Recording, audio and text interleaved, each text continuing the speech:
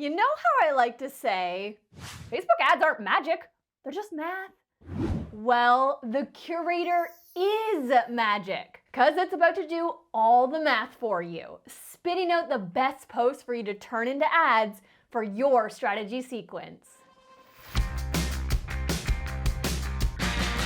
Now that you've cataloged and categorized your potential masterpieces, it's time to gauge public interest in each artwork. Well, I kind of mean post. You wouldn't fill your gallery with Baroque neoclassical pieces if patrons were into modern pointillism, would you? I clearly just put together the only words I recall from art history class there.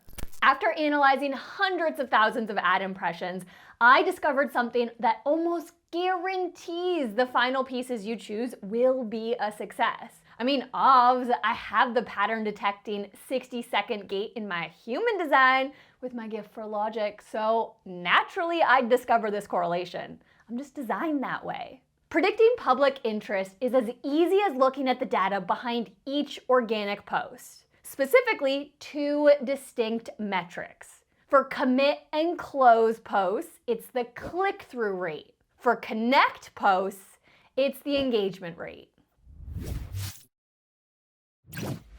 The click-through rate, or CTR, is the percentage of people who see an ad and then click the link through to a website. So a 1% CTR means out of 100 people that saw your ad, 1 clicked through to your website. A 5% CTR means out of 100 people, 5 clicked. Since Facebook charges us for every impression and not per click, regardless of the outcome, everybody clicks, nobody clicks, you're still charged the same amount of ad spend, no matter what. This is called the CPM, or cost per mil, which is the amount Facebook charges you to serve up 1,000 ad impressions. Get it? Mil is Latin for 1,000 ad impressions. If the CPM is $20 to serve up 1,000 impressions, each single ad impression costs 2 cents. So if 100 people see your ad and only 1 person clicks, that single click costs $2. But if 5 people click out of that 100 people, now their clicks only cost 40 cents a piece, since you're dividing $2 of ad spend across 5 people. In fact, the higher the click-through rate, the less people you need seeing your ads to get the same results in the first place, saving you money on ad spend. So that's why the curator ranks your commit and close posts based on their click-through rate, eliminating the guesswork around how that post will perform as an ad. Will people click your ad? Yes, because they have before. Will your ad results cost less? Yeah, because more people are clicking. Plus, you can all but eliminate those questions like, should the eternity ad be a video or like a stealth post bond? Because my answer will always be, it depends on your audience's behavior, not my opinion or industry observations. I mean, did a good chunk of people click whatever format you used before? Yes, then they will again. Here's the math behind it. The curator rejects any commit or close Facebook post with less than a 1% click-through rate, with a big fat no. Only getting 1 click out of every 100 eyeballs is wah wah. So we don't even look at those posts. Everything remaining is marked yes, it does have potential. And so it's ranked from highest to lowest click-through rate. However, we do know it's harder for people to click over to your website on Instagram organically, which is why people rely on those workarounds we talked about before. So you've likely used some type of workaround driving people to your lead magnets and sales pages. Maybe a bit.ly link that's easy to type in your captions, or shouting link in bio from the rooftops, or the classic 82 different call to action option using Linktree. What about the cumbersome DM me for a link? That's why any commit or close Instagram post below a 0.5% click-through rate is rejected with a no in the curator.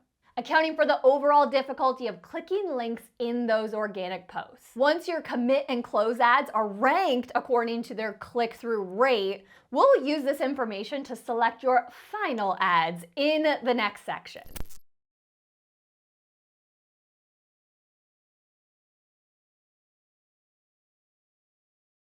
Okay, a lot of you, especially women, aren't making offers organically and rely solely on your sales funnel to close your sales instead. So your close section of the curator will be empty.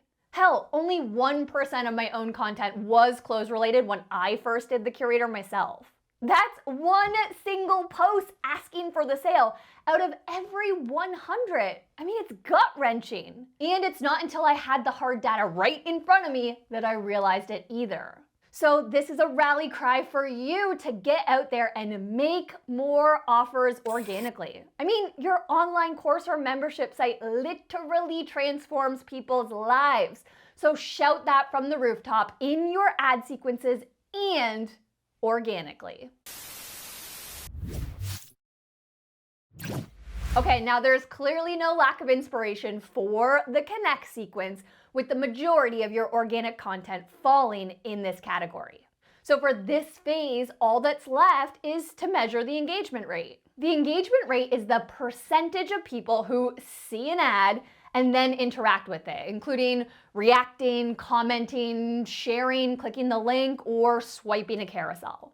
A 1% engagement rate means out of 100 people that saw your ad, a single person interacted with it. A 20% engagement rate means out of 100 people, 20 interacted. Here in the connect phase, Facebook incentivizes advertisers with a lower CPM based on how your content stacks up in terms of engagement against every other advertiser bidding for space, even though you're still charged per ad impression. It's called engagement rate ranking because Facebook wants to keep people happy and engaged on the platform.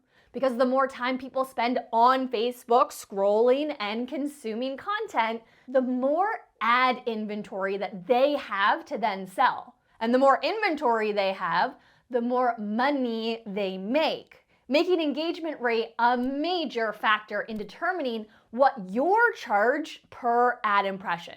At a $50 CPM, each ad impression costs a nickel. But if it's a $10 CPM, it only costs a penny for the exact same ad impression, or 5 times less.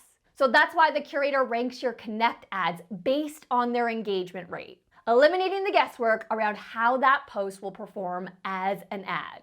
Will people engage with the ad? Yes, because they have before. Will your ads be cheaper as a result? Yes, because more people are engaging, therefore driving down your CPM. Plus, it also gets your content in front of more cold audiences for free. You're probably thinking, wait, what? Bond, how does running ads also get free impressions? Well, I'm glad you asked. Have you ever seen a post in your newsfeed from somebody you didn't know and you're all, why am I seeing this? Then you realize your mom, Joanna, is just blowing up the comment section, being a chatty Sally with her old high school friends. You're not connected to the original poster, but your mom is. Turning highly engaging connect posts into ads increases the likelihood of the algorithm serving up your ad as an organic post in the news feeds of the friends of the people engaging with your posts for free. Wild. The more engagement, the less you pay. Let's dive into the math the curator is doing for you in this phase. The curator rejects any Facebook or Instagram post with less than a 10% engagement rate, with a big fat no. Yep, I did say 10%. I am not messing around with my expectations of your highest performing content. Holy shit. You made it through this beast of a tool. Into the next section we go.